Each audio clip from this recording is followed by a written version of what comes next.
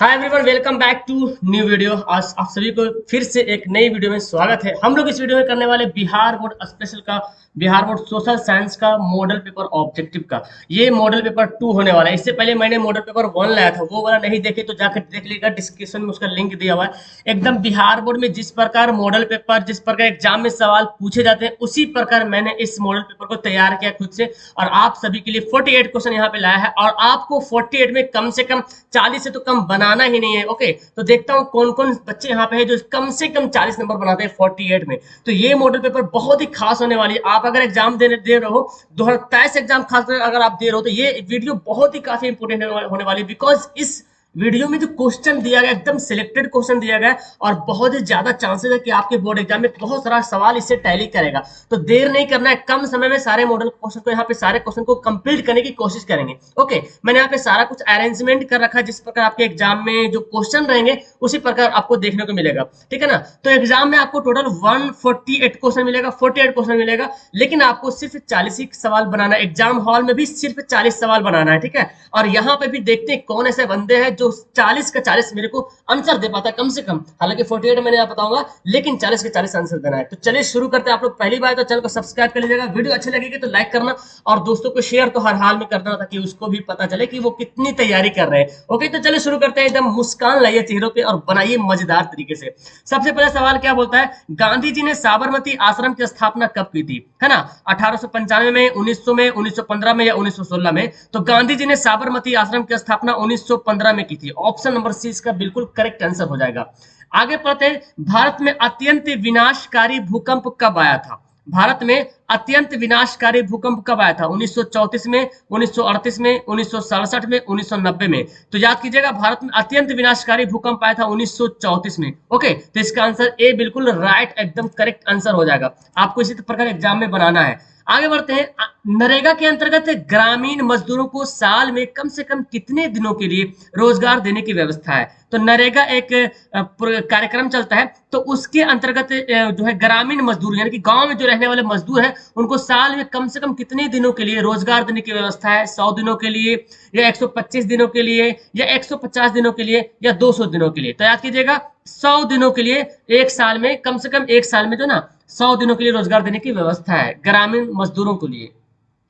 आगे बढ़ते हैं। विश्व व्यापार संगठन यानी कि WTO, जिसको इंग्लिश में बोलते हैं वर्ल्ड ट्रेड ऑर्गेनाइजेशन। ओके, तो विश्व व्यापार संगठन की स्थापना कब हुई थी? 1992 में, 1993 में, 1994 में, 1995 में? तो याद कीजिएगा, WTO यानी कि वर्ल्ड ट्रेड ऑर्गेनाइजेशन, विश्व व्यापार संगठन की स्थापना हुई थी 1995 में। कब हुई थी? 1995 में हुई थी। और ये हुई थी कहाँ? जेनेवा में हुई थी, Geneva. Okay, option number D इसका राइट आंसर होगा। आगे बढ़ते हैं। यूरोप का मरीज किसे कहा जाता है? बहुत इंपोर्टेंट सवाल, लाजवाब सवाल पूछा गया सवाल यहाँ पे है। यूरोप का मरीज किसे कहा जाता था? तुर्की को, इटली को, इंग्लैंड को, फ्रांस को? तो यूरोप का मरीज जो है तुर्की को कहा जाता है। ओके, तुर्की को कहा जाता था। ऑप्शन नंबर ए वाला राइट होगा। आगे देखिए, मंदार हिल किस राज्य में है?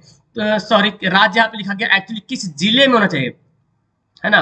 मंदार हिल किस जिले में है? तो ये बिहार के चारों जिला का नाम दिया, मुंगेर, भागलपुर, बांका, बक्सर। मंदार हिल मतलब मंदार नाम का एक पहाड़ी है, तो किस जिला में पड़ता है? तो ये पड़ता है बांका जिले में। ओके, वीडियो अच्छी लगी तो अपना एकदम प्यार दिखाइए और वीडियो को लाइक एकदम दम भर लाइक कीजिए, मन से लाइक कीजिए। अपने दोस्तों को शेयर हर हाल में कीजिए एकदम ईमानदारी पूर्वक, ताकि उसको भी एकदम मजा आए पढ़ने में। ओके, आगे बढ़ते हैं। भारत सरकार ने सूचना का अधिकार अधिनियम कब पारित किया? ये सवाल बहुत ही ज्यादा इंपॉर्टेंट है। हालांकि इसमें जितना सारा सवाल मैं पहले बोल चुका हूँ, सारा सवाल सिलेक्टेड क्वेश्चन लिया गया एंड ये सब सवाल एग्जाम में पूछे जाते हैं। एकदम एक नंबर वाला सवाल ये सब है। ओके, तो इन सभी सवाल को बहुत अच्छी तरीके से आपको कर लेना है। भारत सरकार ने सूचना का अधिकार अधिनियम कब पारित किया था? 2004 में, 2005 में, 2006 में, 2007 में? तो इसका आंसर होगा 2005 में सूचना का अधिकार यानी कि राइट टू इंफॉर्मेशन एक्ट, यानी कि इसको बोलते हैं RTI। क्या बोलते हैं शॉर्टकट में? RTI कहते हैं। Option number B. नेक्स्ट देखिए, बोलता है 1977 की लोकसभा के चुनाव में किस दल को स्पष्ट बहुमत मिला? है ना। 1977 में हुआ था, लोकसभा के चुनाव हुआ था 1977 में। तो कौन सा पार्टी था, किस दल को जो है एकदम क्या बोलते हैं मेजोरिटी मिला था, पूरा क्लियर मेजोरिटी मिला था, एकदम स्पष्ट बहुमत मिला था, सबसे ज्यादा वोट मिला था? भारतीय जनता पार्टी को, या जनता पार्टी को, या भारतीय राष्ट्रीय कांग्रेस को, या भारतीय कम्युनिस्ट पार्टी को? तो इसका ऑप्शन हो जाएगा बी वाला, जनता पार्टी को मिला था स्पष्ट बहुमत। ओके, और उसी की सरकार भी बनी थी। आगे है, ब्रह्मा समाज की स्थापना किसने की थी? ब्रह्मा समाज की स्थापना किसने की थी? राजा राम मोहन राय ने, दयानंद सरस्वती ने, विवेकानंद ने, रामकृष्ण परमहंस ने? तो याद कीजिएगा, ब्रह्मा समाज की स्थापना किया था राजा राम मोहन राय। ओके, ये सवाल बहुत ज्यादा इंपॉर्टेंट बनता है, राजा राम मोहन राय। चलिए आप आगे देखते हैं, इनमें से निम्नलिखित में से कौन सा उद्योग कृषि पर आधारित नहीं है? यानी कि इन चारों ऑप्शंस में कौन सा उद्योग है जो कृषि पर डिपेंड नहीं करता, किसी कृषि पर बेस्ड नहीं है? जैसे सूती वस्त्र है, तो सूती वस्त्र कहीं ना कहीं कृषि से रिलेटेड रखता है। कपड़ा जो बनता है, तो जो सूती तैयार करता है वो कहीं ना कहीं पहले खेती होता है, जैसे कपास की खेती होता है ना, रेशम की खेती होता है, तब जाके वस्त्र वगैरह बनता है। चीनी तो जानते हैं, गन्ना की खेती होता है, जूट भी खेती होता है, और ये सब जो है क्या उद्योग भी है। लेकिन सीमेंट की खेती नहीं होती है, ठीक है ना, चूना पत्थर वगैरह से सीमेंट को बनाया जाता है। तो ये जो कृषि पर आधारित नहीं है, ऑप्शन नंबर बी। आगे देखिए सवाल, क्या गजब का सवाल है, भारत का सबसे बड़ा बंदरगाह कौन सा है? सबसे बड़ा, largest port in India, Mumbai, Chennai, Kolkata, Kandla? तो भारत का सबसे बड़ा बंदरगाह कौन है? मुंबई बंदरगाह भारत का सबसे बड़ा बंदरगाह है। हालांकि चेन्नई, कोलकाता, कांडला ये सब बंदरगाह का ही नाम है, जिस शहर में जहां पे बंदरगाह है उसी शहर के नाम से बंदरगाह का भी नाम रख दिया गया है। ओके, तो मुंबई बंदरगाह जो भारत का सबसे बड़ा बंदरगाह है। आगे सवाल देखिए क्या बोलता है, हिंदुस्तान रिव्यू का प्रकाशन किसने आरंभ किया था? हिंदुस्तान रिव्यू का प्रकाशन किसने आरंभ किया था? तो रामकृष्ण वर्मा, श्री कृष्ण सिंह, मजहरुल हक, सचिदानंद सिन्हा? तो हिंदुस्तान रिव्यू का प्रकाशन किसने किया था? सचिदानंद सिन्हा ने किया था। इसका आंसर हो जाएगा डी वाला, सही आंसर हो जाएगा। देखिए इस सवाल भी इंपोर्टेंट है, नेपा नगर प्रसिद्ध है। नेपा नगर जो है एमपी यानी कि मध्य प्रदेश का एक शहर का नाम है नेपा नगर। ओके, तो ये किस लिए प्रसिद्ध है? चीनी के लिए प्रसिद्ध है, या सीमेंट के लिए प्रसिद्ध है, या अखबारी कागज के लिए प्रसिद्ध है, या सूती कपड़े के लिए प्रसिद्ध है? तो नेपा नगर जो है अखबारी कागज के लिए फेमस है। यानी कि आपको पता, आप इतना जानते हैं ना कि एमपी यानी कि मध्य प्रदेश में वनों की संख्या सबसे ज्यादा है। भारत में सबसे ज्यादा वन जो है मध्य प्रदेश में पाया जाता है। तो कागज जो बनता है वो पेड़ से तो कागज बनता है ना, तो अखबारी कागज जो न्यूज़पेपर हम लोग पढ़ते हैं ना, उस कागज के लिए सबसे ज्यादा फेमस जगह नेपा नगर माना जाता है एमपी का। ओके, चलिए आगे बढ़ते हैं। भारतीय जनता पार्टी का चुनाव चिन्ह क्या है? ये तो बहुत ही खास और बहुत ही सिंपल सा सवाल आपके लिए है कि भारतीय जनता पार्टी का चुनाव चिन्ह क्या है? हाथ का पंजा, कमल का फूल, गेंद का फूल, चक्र? तो जानते हैं कमल का फूल जो है भारतीय जनता पार्टी का चुनाव चिन्ह है। और हाथ का पंजा तो जानते हैं इसका कांग्रेस का है जी। चलिए आगे बढ़ते हैं। कौन सी प्राकृतिक आपदा नहीं है? प्राकृतिक आपदा मतलब नेचुरल डिजास्टर कौन सा नहीं, मतलब भगवान की तरफ से, अल्लाह की तरफ से होने वाला जो आफत आती है वो नहीं है कौन? आतंकवाद तो ये तो इंसान के द्वारा ही होता है आतंकवाद। सुनामी तो देखिए नेचुरल है ना, भूकंप भी नेचुरल है, बाढ़ भी प्राकृतिक है। तो ये कौन नहीं है? तो आतंकवाद जो है मानव के द्वारा होने वाला घटनाएं है, यानी कि मानव के द्वारा होने वाली आपदा है। तो आतंकवाद हो जाएगा ऑप्शन नंबर ए। नेक्स्ट सवाल देखिए, जवाहर रोजगार योजना कब लागू हुई थी? जवाहर रोजगार योजना कब लागू हुई थी? 1988 को, 1989 को, 1990 को, 1991 को? तो याद कीजिएगा जवाहर रोजगार योजना जो है 1989 को लागू हुआ था, ठीक है ना। ऑप्शन क्या हो जाएगा? बी हो जाएगा इसका सही आंसर। अब 17 सवाल की ओर बढ़ रहे हैं। मानव पूंजी के प्रमुख घटक कौन सा है? ओके, मानव पूंजी के प्रमुख घटक मतलब ये हुआ कि मानव अगर पूंजी जमा करना चाहता है, पूंजी जब इकट्ठा करना चाहता है, तो उसके लिए क्या चाहिए? तो सबसे पहले उसके पास, पहले तो उसके पास नॉलेज होना बहुत जरूरी है। जब तक नॉलेज नहीं रहेगा तो वो कर नहीं पाएगा। कौशल होना जरूरी, मतलब उसके पास एक स्किल होना चाहिए, है ना, एक तरीका होना चाहिए। स्किल मतलब कौशल, तरीका, कैसे करना है। अनुभव होना चाहिए, एक्सपीरियंस होना चाहिए। यानी कि ये सभी चीज जो है मानव पूंजी के लिए एक घटक है, मतलब ये सभी चीज जो है बहुत ही काफी इंपोर्टेंट है मानव पूंजी के लिए। ओके, लिच्छवी गणतंत्र भारत के किस राज्य में अवस्थित है? लिच्छवी गणतंत्र, लिच्छवी एक जगह का नाम है, भारत में एक जगह है लिच्छवी, और वो गणतंत्र है किस राज्य में? और ये बता दूं कि दुनिया का सबसे पहला गणतंत्र वाला स्थान माना जाता है, और वो है बिहार, और बिहार के वैशाली जिला में, ठीक है ना, बिहार के वैशाली जिला में ये जगह है लिच्छवी। तो सवाल ऐसे ही पूछा जा सकता है कि लिच्छवी कहाँ है, तो वैशाली में है। ओके, और विश्व का सबसे पहला गणराज्य स्थान लिच्छवी माना जाता है। आगे बढ़ते, कौन विदेशी ब्रांड नहीं है? विदेशी ब्रांड मतलब समझ रहे ना, जैसे कि हुंडई, कार वाला ब्रांड आती, कार वाली ब्रांड आती हुंडई, तो ये तो फॉरेन विदेश वाला है। फोर्ड, फोर्ड जो मोटर आता है ना, वो भी विदेश का है। टोयोटो, ये तो जानते हैं टोयोटा जो है ये भी विदेश का है। और हमारा टाटा जो है ये तो भारत का है। तो बोला कौन विदेशी ब्रांड नहीं है, तो ये तीनों ए बी सी जो है विदेशी ब्रांड है, लेकिन डी जो है वो क्या है, विदेशी ब्रांड नहीं बल्कि भारतीय ब्रांड है। इसको क्या बोलेंगे, इसको बोलेंगे भारतीय ब्रांड। इसका मतलब क्या होता है जी, विदेशी ब्रांड के मतलब होता है, इसको बोलते हैं बहु विकल्प, क्या बोलते हैं कंपनियां, इसका नाम है हिंदी में बोलते हैं देखो मल्टीनेशनल कंपनी बोलते हैं इंग्लिश में, मल्टीनेशनल कंपनी, ठीक है ना, यानी कि एक ऐसी कंपनी जो दूसरे देश में भी बिजनेस करती है। तो देखते हैं ना, टोयोटा कार हमारे देश में भी चलती है, फोर्ड, हुंडई, ये सब, कोका कोला, ये सब क्या है, भारत का नहीं है, लेकिन देखो चलती है कि नहीं चलती है। तो ये सब क्या है, विदेशी ब्रांड हो गया। लेकिन भारत का क्या, टाटा जो है विदेशी ब्रांड नहीं है, अपना भारत का है। सर्वाधिक वर्षा होती, सबसे ज्यादा वर्षा कहाँ होती है? पूर्णिया में, चेरापूंजी में, कोच्चि में, या माउसिन राम में। तो भारत में एक जगह है जिसका नाम है मेघालय, मेघ जोड़ आलय मतलब मेघों का घर, और वही एक जगह है मौसिन राम, वहां सबसे ज्यादा वर्षा होती है। दुनिया का सबसे ज्यादा वर्षा वाला स्थान माना जाता है मेघालय, ठीक है ना, ऑप्शन डी। तो आपने अब तक बिल्कुल करेक्ट आंसर दिया होगा, 20 सवाल में 20 आंसर दे दिया होगा। अब हम लोग बहुत जल्दी 28 सवाल और करने वाले हैं, तो पूरी वीडियो ध्यान से देखिए। और आपका कमेंट मेरे लिए बहुत काफी इंपॉर्टेंट है, आपका कमेंट करोगे तभी मुझे पता चलेगा कि आपकी तैयारी कितनी चल रही है, और ईमानदारी पूर्वक कमेंट कीजिएगा कि सर मेरा कितना मार्क्स आया। ओके, ग्राम कचहरी का प्रधान कौन होता है जी? तो देखिए यहाँ पे पंच होता है, या सरपंच होता है, या प्रमुख होता है, या न्याय मित्र होता है। ग्राम कचहरी के बारे में पढ़ना है, उसका जो प्रधान होता है उसको बोलते हैं सरपंच। क्या बोलते हैं? सरपंच बोलते हैं। ग्राम पंचायत की ग्राम कचहरी का प्रधान को सरपंच कहते हैं।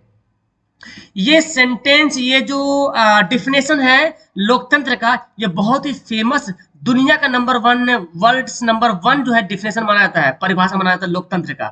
लोकतंत्र जनता का, जनता के द्वारा और जनता के लिए शासन है ना। तो ये लोकतंत्र का सबसे बेस्ट परिभाषा माना जाता है। और ये परिभाषा किसने दिया था? अरस्तु ने दिया था, या वाशिंगटन डीसी ने दिया था, या अब्राहम लिंकन ने दिया था, या जॉर्ज लॉर्ड ब्राइस ने दिया था? तो याद कीजिएगा, अब्राहम लिंकन ने दिया था। किसने दिया था? अब्राहम लिंकन ने दिया था, जो कि अमेरिका का राष्ट्रपति रह चुके हैं ये।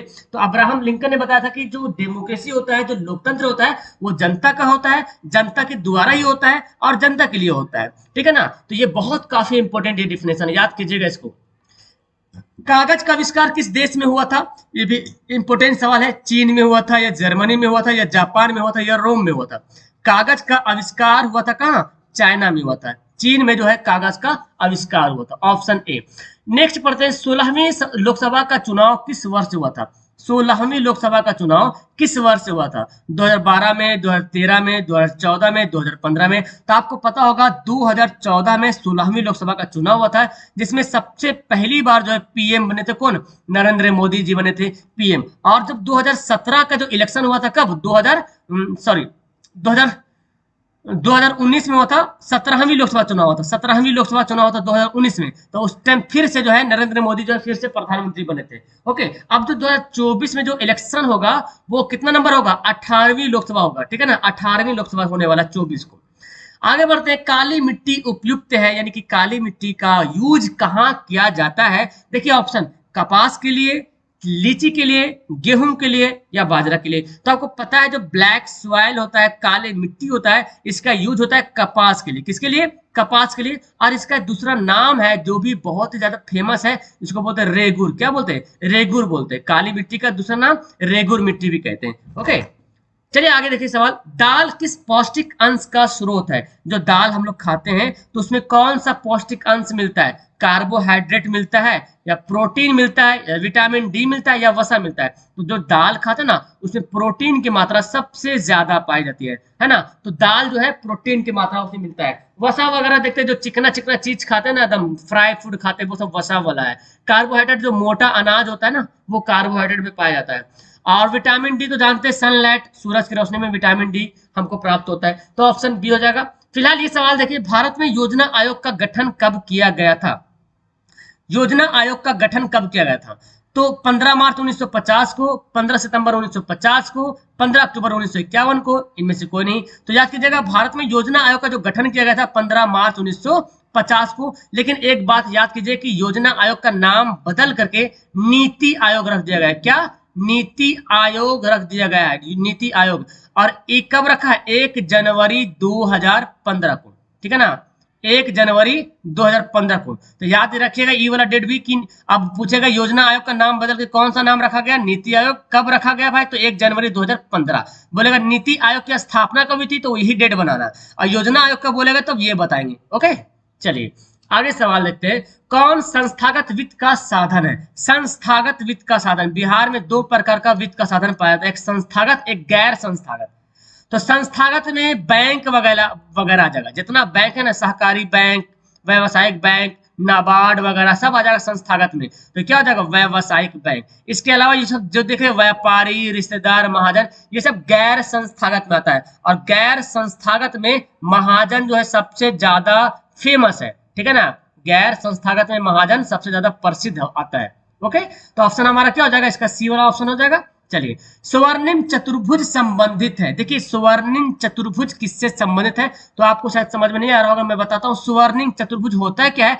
4 महानगर को जोड़ने वाला सड़क, जैसे मुंबई है, दिल्ली है, कोलकाता है और चेन्नई। इन चारों महानगर को जो सड़क, जो हाईवे जोड़ती है ना, उसी को बोलते हैं स्वर्णिम चतुर्भुज। और ये किसके लिए है? तो पता चल गया, सड़क मार्ग के लिए, सड़क को जोड़ने के लिए काम आता है, इसको नाम दिया गया है। किसने कहा था मुद्रण ईश्वर की दी हुई महानतम देन है, सबसे बड़ा तोहफा है? ये लाइन किसने कहा था? जो मुद्रण है, जो प्रिंटिंग है, ये ईश्वर की दी हुई महानतम देन है, सबसे बड़ा तोहफा। आज अगर प्रिंटिंग नहीं होता तो सोचिए क्या कर पाता। आज बहुत कुछ नहीं हो पाता, मैं जो पढ़ा रहा हूँ ये भी नहीं हो पाता, है ना, क्योंकि ये सब उसी से रिलेटेड है ना। तो प्रिंटिंग यानी कि प्रिंटिंग जो है, जो मुद्रण है, ईश्वर की दी हुई महानतम देन है। ये बात किसने कहा था? महात्मा गांधी ने कहा था, या मार्टिन लूथर ने कहा था, या पैगंबर मोहम्मद सल्लल्लाहु अलैहि वसल्लम ने कहा था, या ईसा मसीह ने कहा था? किसने कहा था? मार्टिन लूथर ने कहा था। ऑप्शन नंबर बी हो जाएगा इसका सही आंसर।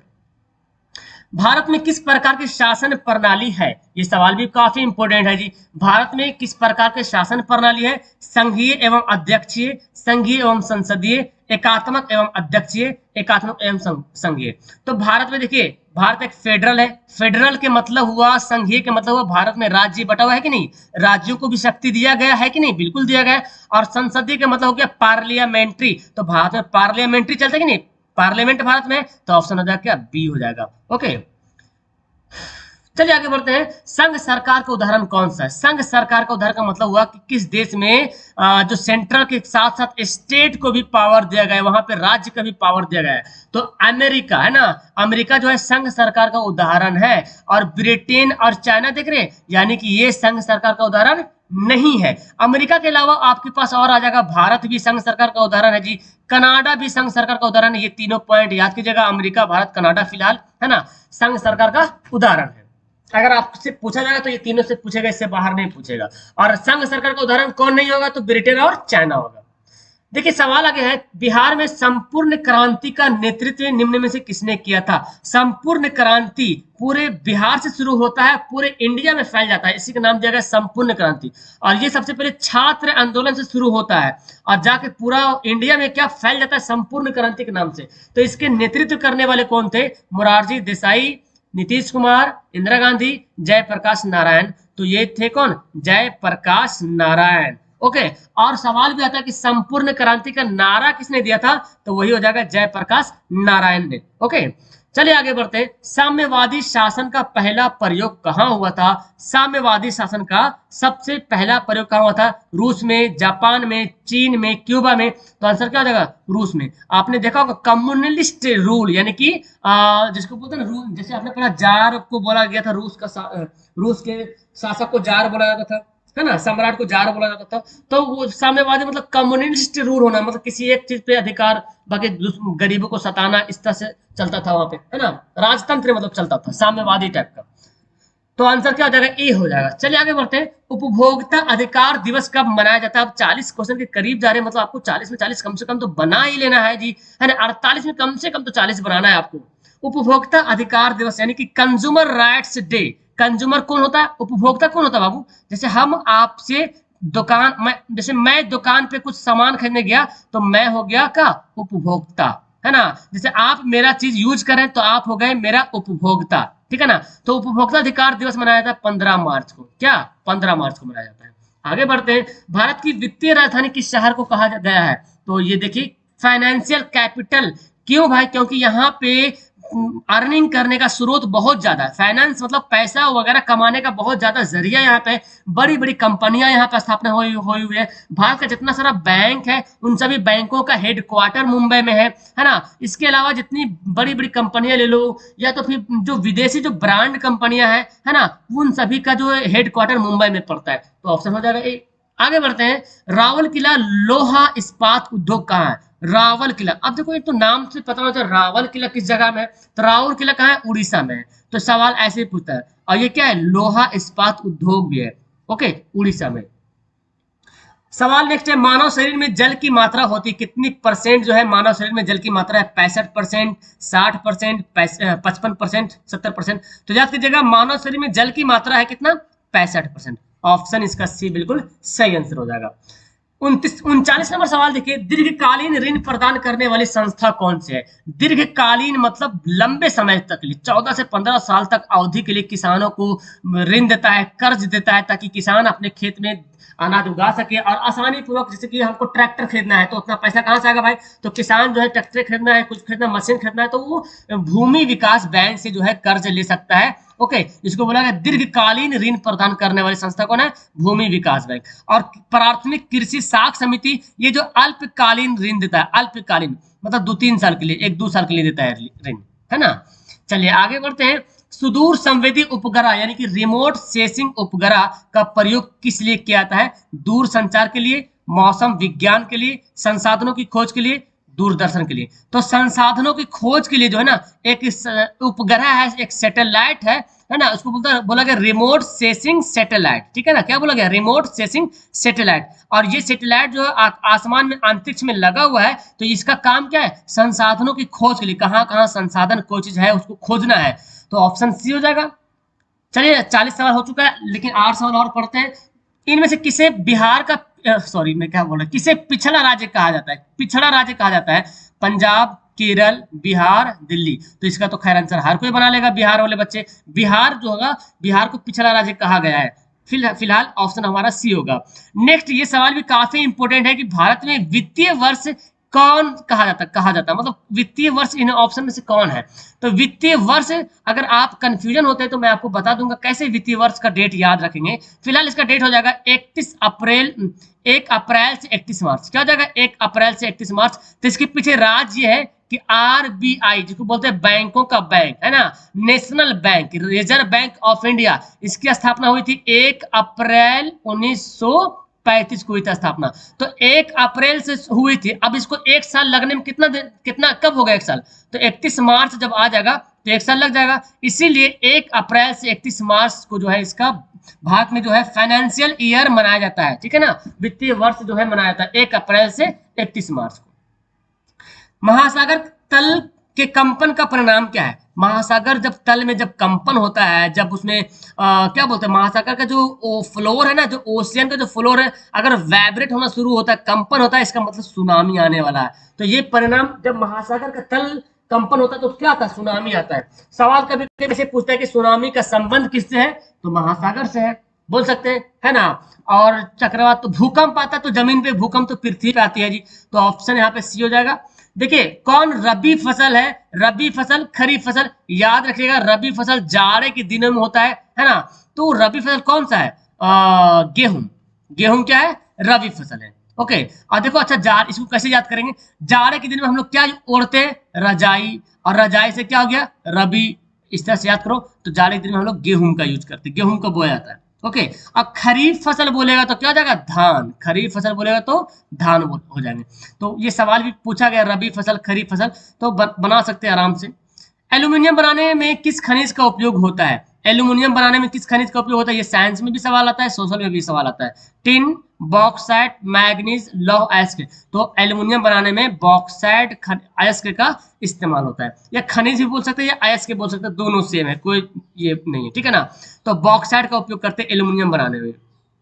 बहुजन समाज पार्टी के संस्थापक कौन थे? बहुजन समाज पार्टी के संस्थापक कौन थे? अंबेडकर, काशीराम, मायावती, रामविलास पासवान। बहुजन समाज पार्टी के संस्थापक कौन थे? तो बहुजन समाज पार्टी के संस्थापक कौन थे? क्या हो जाएगा? काशीराम। ऑप्शन नंबर बी हो जाएगा सही answer.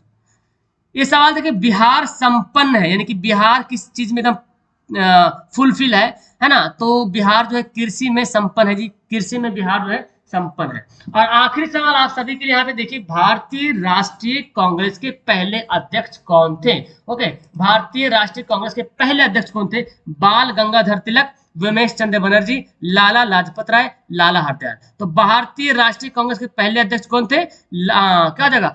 Umesh Chandra Banerjee, WC Banerjee. Okay, तो आप यहाँ पे बताइए कि आपने 48 में कितना सवाल आपने सही बनाया है। और आपके लिए बहुत ज्यादा इंपॉर्टेंट एक खास न्यूज ये है कि अगर आपको पीडीएफ वगैरह लेना है जी, आपको पीडीएफ लेना है, नोट्स लेना है, मॉडल पेपर सब अगर एक ही बार में सब कुछ लेना है तो आपको मात्र 250 रुपये पे करना होगा इससे व्हाट्सअप नंबर पे, ठीक है ना? सिर्फ 250 रुपया। और आपको सिर्फ आपको क्या बोलते हैं, आपको सिर्फ मॉडल पेपर लेना है ना, या क्वेश्चन बैंक आपको लेना है तो उसके लिए मैंने सिर्फ 50 रुपया फी रखा है। आप चाहो तो AA ऑनलाइन सॉल्यूशन का एप्लीकेशन डाउनलोड कर सकते हो, ठीक है ना? ऐप डाउनलोड कर लीजिए और वहां से परचेज कर सकते हैं, नहीं तो आप मुझे व्हाट्सएप भी कर सकते हो, ठीक है ना? तो ये वीडियो आपके लिए बहुत ही खास था, अपने दोस्तों को शेयर कर दीजिएगा और अपने स्टेटस में जरूर लगाइएगा ये क्वेश्चन को, बिकॉज ये बहुत इंपॉर्टेंट सवाल है। और लाइक में कर देना, पहली बार तो चैनल को सब्सक्राइब करके चैनल को जुड़ जाइएगा और घंटा वाला बटन दबा लीजिएगा ताकि जब भी मैं वीडियो अपलोड करूंगा या क्लास चलेगी तो आपके पास मैसेज चल जाएगा और आप जो है ऑन टाइम एकदम सही समय पे लाइव आकर के क्लास पढ़ पाओगे। तो वीडियो को करते हैं लास्ट, कैसे लगी वीडियो कमेंट, सारा कमेंट करेंगे ताकि मैं भी जानूं कि आपको कितनी अच्छी लगी video. Okay, that's all, thank you everyone, best of luck, अपना ख्याल रखिएगा, बाय।